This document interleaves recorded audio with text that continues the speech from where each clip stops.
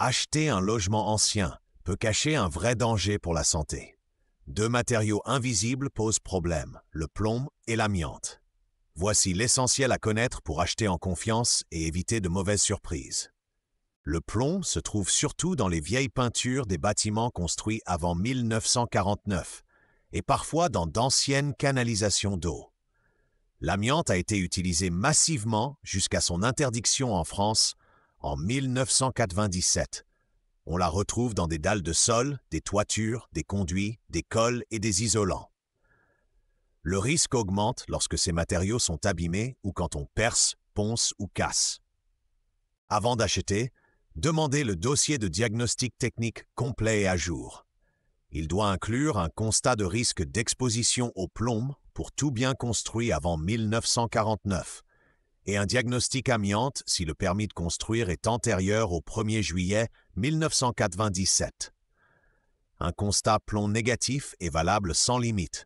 Un constat positif vaut 1 an pour une vente et un diagnostic amiante négatif est valable sans limite, tandis qu'en cas de présence, un contrôle périodique est requis tous les 3 ans. Les effets sur la santé sont sérieux et parfois irréversibles. Le plomb, même à faible dose, peut provoquer chez les enfants des retards du développement, des troubles de l'attention, une anémie, et chez l'adulte de l'hypertension et des atteintes rénales.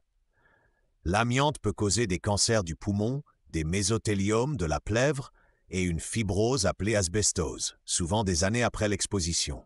Si le plomb est présent et que les peintures s'écaillent ou sont accessibles aux enfants, des travaux de sécurisation ou de retrait sont nécessaires. Pour l'amiante, on ne perce pas et on ne ponce pas. Un professionnel certifié évalue le risque, confine ou retire les matériaux selon leur état. Les déchets contenant du plomb ou de l'amiante sont des déchets dangereux. Ils doivent être conditionnés et déposés en filière agréée. Protégez votre achat avec des réflexes simples mais efficaces. Lisez chaque page des diagnostics. Demandez les factures de travaux passés, prévoyez des devis avant de vous engager et négociez le prix si des travaux sont à prévoir. Avant tout chantier dans un immeuble dont le permis est antérieur au 1er juillet 1997, un repérage amiante avant travaux est obligatoire. Alors n'entamez rien sans ce repérage.